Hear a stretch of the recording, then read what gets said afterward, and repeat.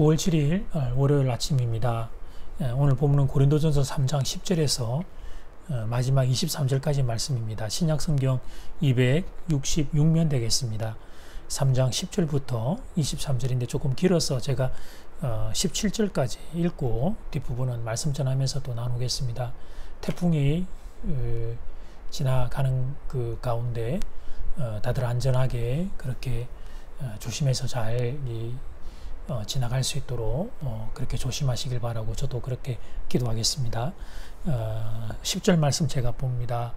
내게 주신 하나님의 은혜를 따라 내가 지혜로운 건축자와 같이 터를 닦아 두매 다른 이가 그 위에 세우나 그러나 각각 어떻게 그 위에 세울까를 조심할지니라. 이 닦아 둔 것 외에 능히 다른 터를 닦아 둘 자가 없으니 이 터는 곧 예수 그리스도라. 만일 누구든지 금이나 은이나 보석이나 나무나 풀이나 짚으로 이 터 위에 세우면 각 사람의 공적이 나타날 터인데 그 날이 공적을 밝히리니 이는 불로 나타내고 그 불이 각 사람의 공적이 어떠한 것을 시험할 것입니다. 만일 누구든지 그 위에 세운 공적이 그대로 있으면 상을 받고 누구든지 그 공적이 불타면 해를 받으리니 그러나 자신은 구원을 받을 때 불 가운데서 받은 것 같으리라. 너희는 너희가 하나님의 성전인 것과 하나님의 성령이 너희 안에 계시는 것을 알지 못하느냐? 누구든지 하나님의 성전을 더럽히면 하나님이 그 사람을 멸하시리라. 하나님의 성전은 거룩하니 너희도 그러하니라. 아멘. 말씀의 제목, 교회의 터는 예수 그리스도, 교회의 터는 예수 그리스도. 밭에 비유해서 자신의 역할을 씨앗을 심는 것에 비유했던 바울은 오늘 본문 집에 비유해서는 터를 놓았다고 말합니다. 집을 지을 때 터를 먼저 단단하게 한 뒤에 건물을 세우는 것처럼 바울은 고린도 교회라고 하는 하나님의 집 터를 놓았고 아볼로를 비롯한 다른 성도들은 그 위에 구조물을 세운 것이라고 설명합니다. 그러면서 고린도 교회 성도들에게 두 가지 권면을 합니다. 첫 번째, 교회의 터는 예수 그리스도, 교회의 터는 예수 그리스도. 바울은 자신이 닦아 놓은 터 외에 다른 터를 놓지 말라고 단호하게 권면합니다. 그 중에 첫 번째 권면, 이 두 가지 권면을 하는데 그 중에 첫 번째 권면 11절 말씀, 이 닦아둔 것 외에 능히 다른 터를 닦아줄 자가 없으니 이 터는 곧 예수 그리스도라. 교회는 예수 그리스도라는 터 위에 세워진 하나님의 집입니다. 만일 예수 그리스도가 아닌 다른 터 위에 집을 세운다면 그 집은 교회가 될 수 없습니다. 교회가 설 수 있는 유일한 터는 예수 그리스도입니다. 이 말의 의미는 사람이 구원받을 수 있는 길은 오직 예수 그리스도 한 분뿐이라는 말입니다. 예수 그리스도 외에 다른 구원의 길은 없습니다. 다른 구원의 길을 주장하는 이들이 있다면 그들은 거짓 선지자 이단입니다. 구원은 오직 예수 그리스도, 우리 주님을 통해 주어지는 선물입니다. 두 번째 권면은 10절 말씀입니다. 이 권면이 오늘 본문에서 바울이 중심적으로 다루려고 하는 이 주제인데요. 바울은 예수 그리스도라는 그 터 위에 집의 구조물을 세울 때 어떻게 세울지를 조심해야 한다 권면합니다. 10절 말씀, 내게 주신 하나님의 은혜를 따라 내가 지혜로운 건축자와 같이 터를 닦아 두매 다른 이가 그 위에 세우나 그러나 각각 어떻게 그 위에 세울까를 조심할지니라. 바울은 이어지는 12절에서 집을 세울 때 사용할 수 있는 재료들을 말합니다. 12절 말씀, 만일 누구든지 금이나 은이나 보석이나 나무나 풀이나 짚으로 이 터 위에 세우면 이 재료들은 두 가지 종류로 분류할 수 있습니다. 금, 은, 보석은 불이 나도 타서 사라지지 않는 성질을 지니고 있습니다. 그러나 나무와 불과 짚은 불이 나면 타서 없어지는 성질을 지니고 있습니다.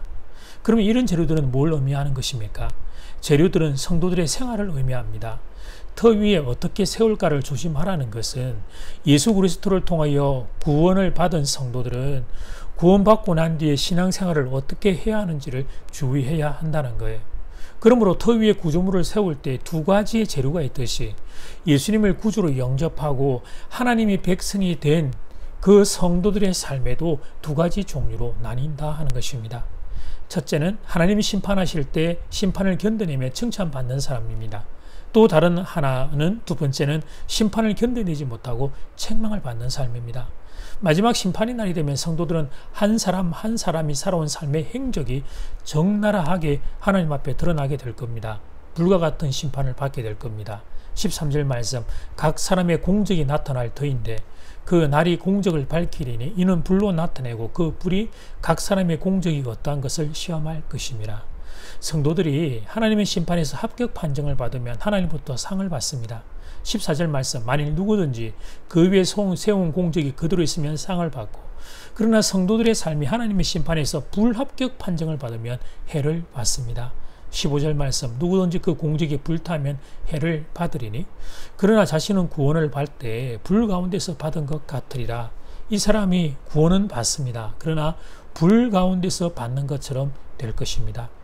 주님 안에 사랑하는 여러분, 마지막 심판의 날이 되면 우리들이 이 세상에서 한 행동 하나하나가 하나님 앞에 드러나게 될 겁니다. 우리의 삶에 대하여 하나님이 잘한 행동이다, 잘못한 행동이다 평가하실 겁니다.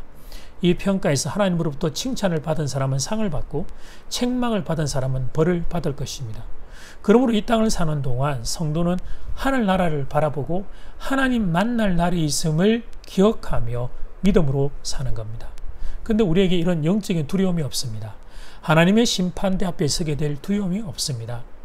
최근에는 길을 걷다가 반대편에서 혹시 마스크 착용하지 않은 사람이 오면 멀리 피해서 돌아가는, 저도 그렇지만 많은 이들이 그러는 것을 보게 돼요. 그러니까 사람들이 지금 다들 바이러스를 얼마나 두려워하는지 모르겠습니다. 그 모습을 보면서 잠시 생각해 보았습니다. 우리가 하나님의 심판대 앞에 서게 될 날을 이 정도라도 두려워하는지를. 물론 하나님은 천국에서 우리를 볼 때에 예수님의 의를 통해, 십자가의 의를 통해 우리를 보아주실 겁니다. 그래서 죄 있는 자가 아니라 죄 없는 자로 여겨서 천국 문을 열고 우리를 받아주실 겁니다. 그러나 여러분, 그것은 하나님 입장이고 우리는 어떤 자세를 가져야 하겠습니까? 천국에서 하나님 만날 수 있도록 이 땅 가운데 믿음으로 최선을 다해 살아야 할 것입니다. 죄로 인해 영 죽을 수밖에 없는 나를 십자가에서 구원해 주신 예수님의 은혜를 기억하며 주님 만나는 날 조금이라도 덜 부끄러울 수 있도록 그렇게 살아야 할 것입니다.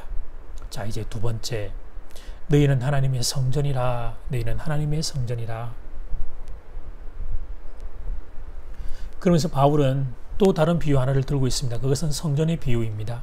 16절 말씀, 너희는 너희가 하나님의 성전인 것과 하나님의 성령이 너희 안에 계시는 것을 알지 못하느냐. 사실 감당하기 어려운 선언입니다. 우리가 하나님의 성전이라 하시는 이 말씀은 정말 감당하기가 쉽지 않습니다. 그리고 하나님의 성령이 또 우리 안에 거하신다 말씀하시니 아멘하고 받아들여야 하긴 하지만 참 감당하기 어려운 말씀이에요. 이것은 신약시대의 성도들만이 누리는 특권이라 할 수 있습니다. 예수님을 영접하는 순간 예수의 영이신 성령님이 성도 안에 내주하시기 때문입니다. 그런데 이제 우리는 교회를 나오면서 이 선언을 자주 접하기 때문에 이 말씀이 지니는 무게감을 제대로 이해를 못합니다. 우리가 성전이라는 사실과 우리 안에 성령님이 내주하신다는 사실이 무엇을 의미하는지를 잘 모릅니다. 여러분, 대부분 사람이 사는 집들은 깨끗하게 정돈이 되어 있습니다. 어지러졌다고 해도 조금 치우면 들어갈 수 있습니다. 그러나 간혹 텔레비전을 보면 어떤 정서적인 장애로 인해 집안이 정말 이렇게 이렇게 발 하나 들일 수 없을 정도로 이렇게 엉망이 되어 있는 경우가 있습니다. 그런 경우는 선뜻 발을 집 안으로 들일 수가 없지요. 저는 과거에 캄보디아 단기 선교 중에 빈민촌을 방문했는데 그런 경험을 한 적이 있습니다. 마을 초입부터 벌써 마음이 불편해지기 시작했어요. 이렇게 말씀드린 것을 용서해 주십시오. 너무 더러운 거예요. 환경이 그렇고 사람들도 그렇고 상상을 초월하는 상황이었어요. 그런 중에 한 집을 방문하게 되었는데 도저히 그 집에 신발을 벗고 들어갈 수가 없었습니다. 물론 들어갔는데 제 마음이 그랬단 말이에요. 부끄럽지만 그런 마음을 가졌던 적이 있습니다. 그런데 주님 안에 사는 여러분, 제가 이 예를 드는 것은 여러분에게 이 질문을 드리고자 함입니다. 우리의 마음을 집으로 비교할 때 우리의 이 마음의 집에 성령님이 들어오고 싶으실까요? 어떻습니까? 여러분의 마음은 거룩하신 영이신 성령님이 들어오실 수 있도록 깨끗하게 정리정돈이 되어 있습니까? 혹시 우리 마음의 집이 미움, 질투, 시기, 짜증, 엄난, 세상에 온갖 더러운 것들로 뒤범벅되어 있지 않습니까? 그런데 이런 내 마음의 집에 성령님이 들어와 내주하신다는 사실을 어떻게 받아들일 수 있을까요? 더럽고 추한 내 인생의 집을 거룩한 성전이라고 불러주시는 하나님의 은혜를 어떻게 받아들일 수 있을까요? 이 선언의 감동을 아는 이들은 그래서 이 선언이 사실이 될 수 있도록 애를 쓰는 겁니다. 정말 내가 성전이 될 수 있도록, 그리고 내 안에 계시는 성령님이 탄식하는 일이 일어나지 않도록 몸부림을 치게 됩니다. 이것을 신학적으로 성화라고 부르는 것입니다. 그러니까 내게 임한 하나님의 축복은 그 자체로는 은혜입니다. 받을 자격 없는 내가 하나님의 일방적인 선물을 받은 겁니다. 그런데 그 다음은 책임으로 나아가야 합니다. 받은 은혜에 합당한 자가 되기 위해 몸부림을 쳐야 합니다. 누가 뭐라고 해서 그렇게 사는 것이 아닙니다. 하나님을 통해 받은 이 축복이 얼마나 귀한 은혜인지를 깨달은 사람, 그 본인이 스스로 은혜에 합당한 사람이 되기 위하여 책임을 다하는 거예요. 이것이 예수 믿고 난 뒤에 우리가 걸어가는 신앙생활의 여정입니다. 그러니 사랑하는 교회 여러분, 만일 이 성전을 더럽히게 되면 어떻게 되겠습니까? 그렇습니다. 내가 책임을 져야 합니다. 17절 말씀, 누구든지 하나님의 성전을 더럽히면 하나님이 그 사람을 멸하시리라. 하나님의 성전은 거룩하니 너희도 그러하니라. 그래서 사랑하는 교회 여러분, 하나님의 성전을 더럽히는 걸 조심해야 합니다. 건물로서의 하나님의 성전도, 그리고 우리가 귀하게 하나님의 성전으로 우리가 몸으로 하나님 앞에 부르심을 받았는데 이 성전 또한 동일해요. 그렇다면 그 구체적인 행위는 뭡니까? 뭐가 하나님의 성전을 더럽히는 행위입니까? 여러 가지가 있을 수 있습니다. 고린도전서 5장과 6장에서는 성적인 음란이 하나님의 성전을 더럽히는 것으로 나옵니다. 그런데 오늘 본문 3장에서 바울이 주로 다루고 싶은 주제가 있습니다. 그것은 고린도 교회 교인들이 파불로 나누어 싸우는 것, 그것이 바로 성령님이 거하시는 성전을 더럽히는 행동이라는 사실입니다. 그리고 그것이 또한 거룩하지 못한 행동이라는 사실이에요. 그렇게 하면 마지막 심판의 날에 하나님으로부터 벌을 받게 될 테니 그 못된 행동을 그만두라는 거예요. 자, 여기서 잠깐, 시기와 분쟁이 거룩하지 못한 행동이라니 여러분 충격이십니까? 이 예를 돕기 위해 예를 들어보겠습니다. 한 가정의 식구들이 서로 나뉘어서 싸우고 있다면 그걸 지켜보는 여러분의 마음이 어떻겠습니까? 고개를 좌우로 절레절레 흔들게 될 거예요. 그 싸우고 있는 가정은 너무 추해 보일 거예요. 그렇습니다. 시기와 분쟁이 바로 거룩하지 못한 행동입니다. 그러므로 거룩한 성전인 성도가 꿈도 꾸지 않아야 하는 행동이 바로 시기와 분쟁입니다. 그런데 아직 내게서 그런 모습이 보입니까? 탄식하며 울어야 합니다. 가슴을 치며 울어야 합니다. 내가 시기하고 분쟁할 때 내 안에 계시는 성령님이 얼마나 불편해 하실 것인지. 그런데 이런 영적인 감각이 없다면, 그렇다면 그 사람은 내가 하나님의 성전인 것을 모르는 것입니다. 내 안에 하나님의 성령이 거하신다는 것이 뭘 의미하는지를 모르는 거예요. 말씀을 정리하면서 깨닫는 중요한 한 가지 교훈이 있습니다. 그것은 시기와 분쟁이 얼마나 큰 죄악인지를 그동안 몰랐다는 사실입니다. 시기와 분쟁은 안 좋은 것인 줄은 알았습니다. 그런데 시기와 이 분쟁이 거룩한 성전인 우리가 흉내도 내면 안 되는 큰 죄악이라는 사실을 오늘 말씀을 통해 배우게 됩니다. 연약한 인생인지라 우리는 다 연약하기에 우리의 결단과 의지만으로는 안 되겠지만, 그래도 하나님이 하늘의 은혜 부어주셔서 우리가 시기와 분쟁을 극복할 수 있는 사람이 되면 좋겠습니다. 내 안에 계시는 성령님을 탄식하게 하는 인생이 아니라 기쁘게 해드리는 인생이 되면 좋겠습니다. 거룩한 성전인 교우 여러분, 여러분 안에 내주하시는 성령님과 함께 더 거룩한 인생으로, 더 화목한 인생으로 복된 삶을 사시기를 주 이름으로 축복합니다. 아멘. 기도드리겠습니다. 하나님, 죄악덩어리인 우리를 십자가의 보혈로 깨끗이 씻어주시고 예수님의 옷을 입혀주시고 구원해 주신 그 은혜도 갚을 길이 없는데, 우리를 보고 거룩한 성전이라고 불러주시고 거룩한 이기신 성령님이 우리 안에 들어와 내주하시니 정말 감사합니다. 아무리 생각해도 하나님 더럽고 추한 이 내 마음의 집에 거룩하신 영이신 성령님을 모실 수 없는데, 성령님 지금 내 안에서 그래서 나의 이 죄악으로 인하여 얼마나 탄식하며 울고 계실지 하나님 말씀 앞에 가슴을 치며, 아버지 하나님 가슴을 치며 주 앞에 회개합니다. 주님, 우리의 죄악을 용서하여 주시옵소서. 특별히 하나님, 정말로 거룩한 이 성전을 더럽게 하는 죄악 중에 하나가 시기와 분쟁이라고 하는 사실을 오늘 이 고린도 교회의 아픔을 통해 배우며, 여전히 시기하고 질투하고 하나님 다투고 분열하고 나누기 좋아하는 어리석고 미련한 나의 죄악을 주 앞에 토설합니다.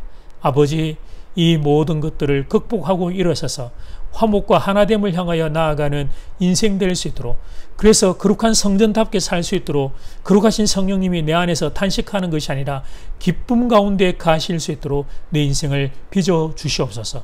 장전제일교회 가정이 하나 되게 하시고 교회가 하나 되게 하시고 이 나라 이 민족이 하나 될 수 있도록 은혜 더하여 주시옵소서. 태풍이 이 땅에 큰 피해 없이 지나갈 수 있도록 이 땅을 불쌍히 여기시며 지켜 주시옵소서. 예수님 이름으로 기도드립니다. 아멘. 하늘에 계신 우리 아버지여, 이름이 거룩히 여김을 받으시오며 나라가 임하시오며 뜻이 하늘에서 이루어진 것 같이 땅에서도 이루어지이다. 오늘 우리에게 일용할 양식을 주시옵고 우리가 우리에게 죄 지은 자를 사하여 준 것 같이 우리 죄를 사하여 주시옵고 우리를 시험에 들게 하지 마시옵고 다만 악에서 구하시옵소서. 나라와 근세와 영광이 아버지께 영원히 있사옵나이다. 아멘.